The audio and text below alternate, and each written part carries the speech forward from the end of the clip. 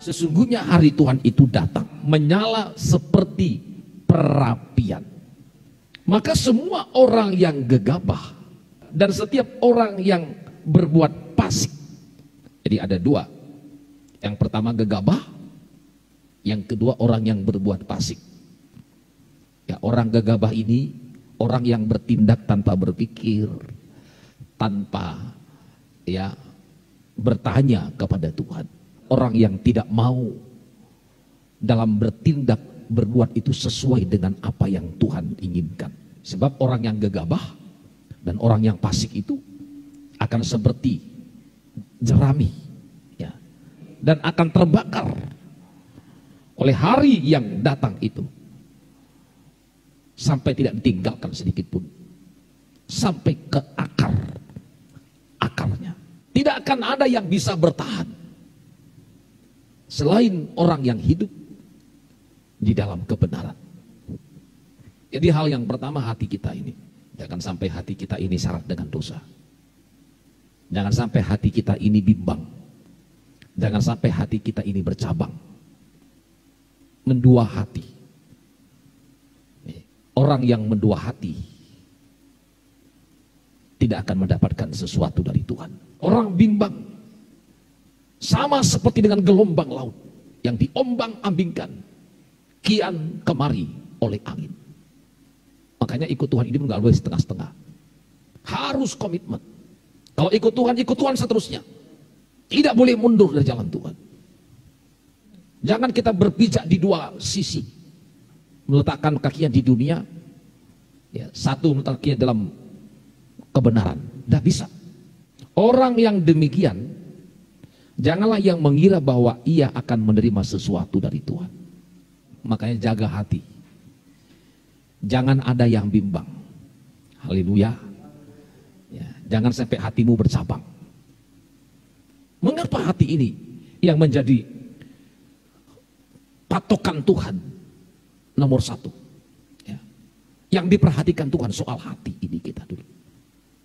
Karena memang hati inilah yang menjadi sentralnya. Hati itu adalah sumber kehidupan. Hati ini penentu dalam kehidupan. Hati ini pusat. Saudara. Makanya pastikan hati kita semua terisi dengan firman Tuhan. Hati itu bagaikan meja. Harus hati kita itu terisi oleh firman Tuhan. Itu sebabnya dikatakan, aku menyimpan firman-Mu dalam hatiku, supaya aku tidak berdosa kepadamu.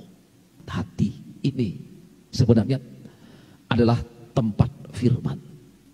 Hati kita. Apa yang ada di hati kita? Apa sekarang ini yang tersimpan di hati? Sudahkah kita mengisi hati kita dengan firman? Sudahkah hati kita ini melimpah dengan firman? Apa yang ada di bilik-bilik hati kita ini? Karena ini bukan ruangan-ruangan. Pastikan semua di hati ini terisi firman. Dari hati orang timbul segala pikiran jahat, percabulan, pencurian, pembunuhan, perzinahan, keserakahan, kejahatan, kelicikan, hawa nafsu, iri hati, hujat, kesombongan, kebebalan. Semua hal-hal jahat ini timbul dari dalam, dari hati, dan menajiskan orang.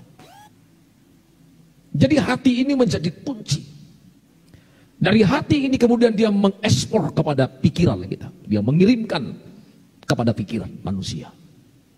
Kemudian pikiran ini mulai menggerakkan saudara dan mempraktikkan sesuatu yang jahat dari hati. Kalau sudah hati kita ini terisi dengan firman, hati kita ini dipenuhi dengan firman, maka pikiran kita pun pasti pikiran yang rohani, pikiran yang benar. Tidak ada pikiran-pikiran yang kotor. Perkataan kita pun tidak ada perkataan-perkataan yang kotor, tapi perkataan yang membangun. Saudara, perilaku kita pun seperti itu. Maka selalu kita itu diajak. Hal yang pertama, isi dulu hati dengan firman. Dari hati dulu. Apa yang kita dapatkan dari Tuhan, saudara, melalui firman yang kita baca, melalui firman yang kita dengarkan lewat telinga kita, itu akan masuk dalam hati. Maka saya nggak yakin kalau hati orang itu penuh dengan firman, mampu berkata-kata jahat. Saya nggak yakin orang yang hatinya penuh dengan firman, mampu dia memikirkan berniat yang jahat, melakukan yang jahat. Saudara, saya nggak yakin. Orang yang katanya dipenuhkan dengan firman, lalu punya rancangan-rancangan yang jahat. Saudara, saya khawatir firman itu tidak sampai dalam hatinya. Tapi firman itu hanya sekedar sampai di otak. Sampai hanya di pengetahuan. Simpan firman itu di hati. Bahkan di Amsal dikatakan, simpan dalam lubuk hati. Lubuk hati itu adalah tempat yang paling dalam. Ya. Simpanlah perkataanku di lubuk hatimu. Kalau sudah di lubuk, bukan hanya di hati, tapi di lubuk hati, berarti itu di tempat hati kita, di bagian yang terdalam. Kalau sudah kita simpan firman itu di bagian yang terdalam, di lubuk hati kita, maka firman itu tidak akan bisa dicuri oleh siapapun.